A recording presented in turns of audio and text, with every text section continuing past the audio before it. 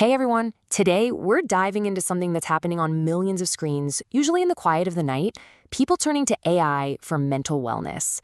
By the end of this, you are going to have a super clear guide on how to do it safely and, effectively. Does that sound a little familiar? I think this quote just nails a hidden reality. People are turning to AI for support, for coaching, just for a place to vent when life gets to be a bit much. And it's happening because the need is so real, even if the tools aren't quite perfect yet. And when I say the need is real, I mean it is massive. Look at this. In 2022, nearly 60 million adults in the US had a mental illness. Now, that huge number is crashing right up against a huge projected shortage of mental health professionals. So what happens? Well, people are filling that gap with the one thing that's always there, their phone. So here's our game plan. We're going to quickly cover why we're even talking to AI in the first place, then jump into the smartest, safest ways to use it. We'll flag the risks that people tend to ignore, walk you through a safety checklist, and then, the best part, we'll finish with some practical workflows you can use right now. Okay, so the absolute best way to approach this, the safest way, is to think of AI not as a person, but as a notebook with brains, right? It's this intelligent tool that can help you organize your thoughts and plan things out, but it is not a substitute for real human connection and professional care. And this brings us to what I think is the golden rule here. Use AI for structure and rely on humans for care. An AI can be great for planning, for practicing a tough conversation, but a licensed therapist? They provide a diagnosis, they have a legal duty of care, and they know how to handle a crisis. It's so critical to remember the difference. One is a tool, the other is a trained professional. So where does this notebook with brains really shine? Well, in 3 low-risk areas. First, journaling.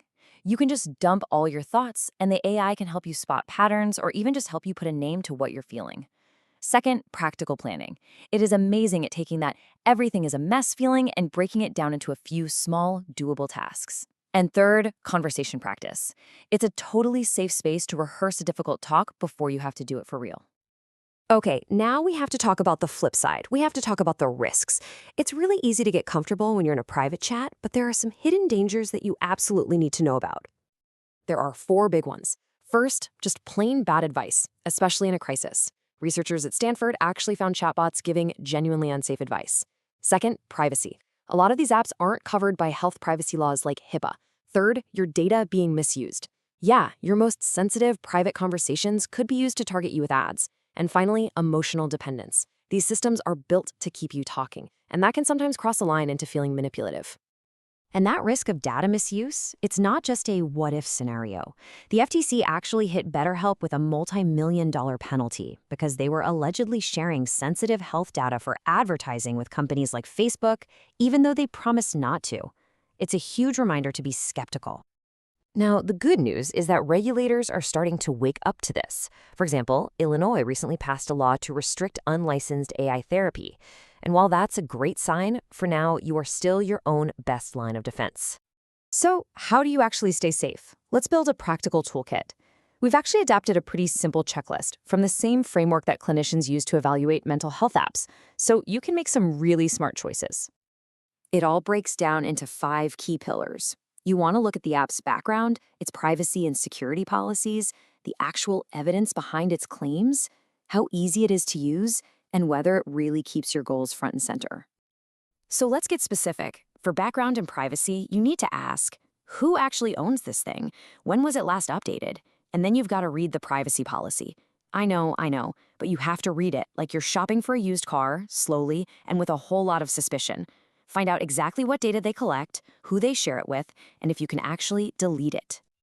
Next up, evidence and usability. Be super wary of wild claims. If an app promises to cure something, ask for the proof. And just as important, is it actually usable when you're feeling stressed out or tired? Because the best tool in the world is useless if it's too complicated.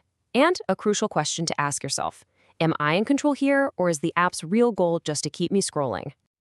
All right, let's shift gears from caution to action. Now that we know the risks and how to check out a tool, let's look at some really powerful, low-risk prompts you can literally copy and paste to get some structured support right away. But first, and this is without a doubt the most important thing I'm going to say today, if you are in a crisis, if you are thinking about hurting yourself, please skip the AI. These systems are just not built for crisis care. In the US, you can call, text, or chat 988 anytime, 24/7. For those everyday moments of stress, this prompt is just fantastic. It forces the AI to be really concise and actionable. So instead of some endless, rambling chat, it helps you quickly figure out what you're feeling, why you're feeling it, and what tiny little step you can take right now to feel just a little bit better. Okay, this next one is based on a technique from cognitive behavioral therapy, or CBT. You're basically asking the AI to walk you through a structured exercise to challenge those automatic negative thoughts. You're looking for real evidence, which is a core skill they teach in many types of therapy. It's pretty cool.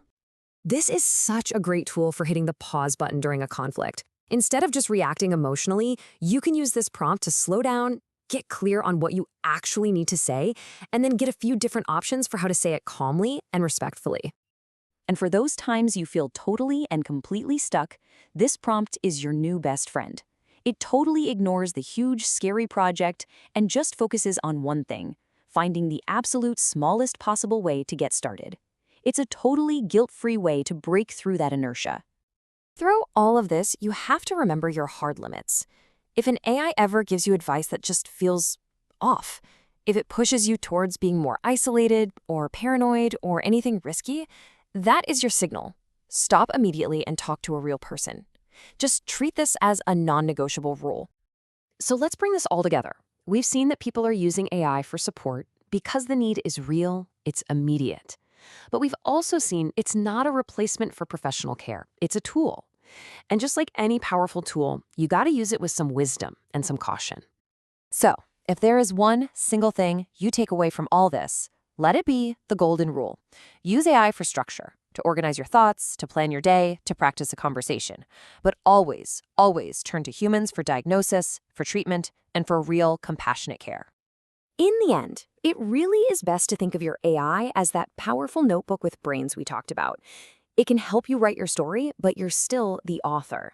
So the question I want to leave you with is, are you using it safely? Thanks for joining me.